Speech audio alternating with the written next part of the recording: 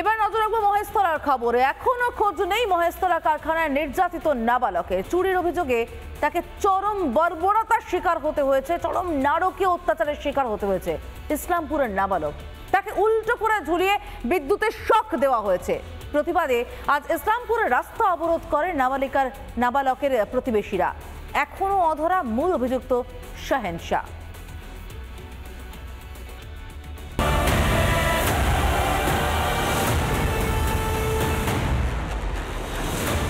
পেটের দায়ে ঘর ছেড়ে কলকাতায় কাজ নিয়েছিল নাবালক, আর সেই কর্মক্ষেত্রেই পাশবিক অত্যাচারের শিকার ইসলামপুরের নাবালক।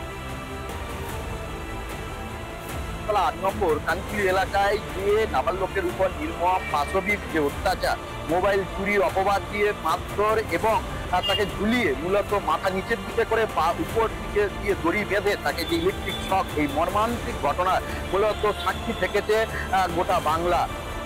এই ঘটনায় ধৃত দুজনের 7 দিনের পুলিশ হেফাজত দিয়েছে আদালত। তবে বর্বরতার ছবি ভাইরাল হতেই উধাও কারখানা মালিক শাহেন শাহ ও তার ভাই। এখানেই শেষ নয়, নির্যাতিত নাবালককেও গুম করে দেওয়ার অভিযোগ।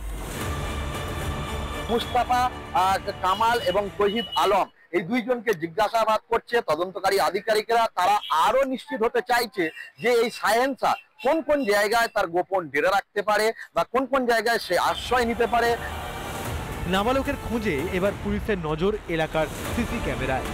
কারখানার আশেপাশে সমস্ত বাড়ি গিয়ে সিসিটিভি ফুটেজ খতিয়ে দেখছে পুলিশ। এখনো খোঁজ মেলেনি নাবালকের। প্রতিবাদে উত্তাল হয়ে ওঠে উত্তর দিনাজপুরের ইসলামপুর।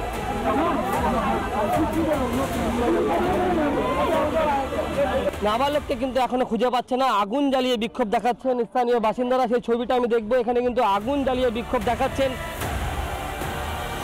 গ্রামবাসীদের সঙ্গে রাস্তায় বসে বিক্ষোভ বাবা মায়ের।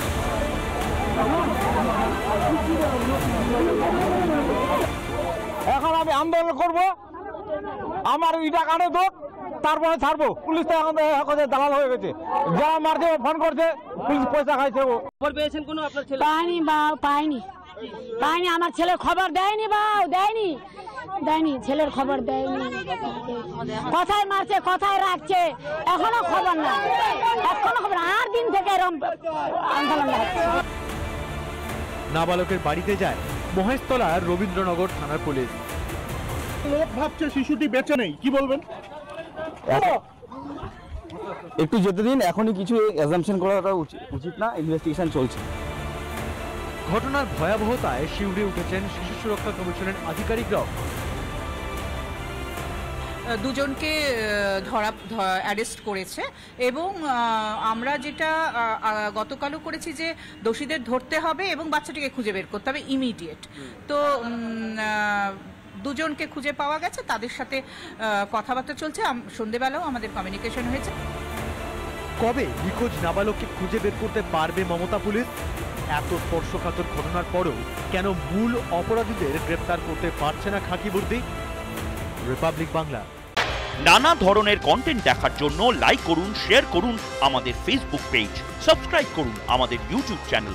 পাশাপাশি অন্যান্য ব্রেকিং নিউজের জন্য অবশ্যই চোখ রাখুন রিপাবলিক বাংলায়।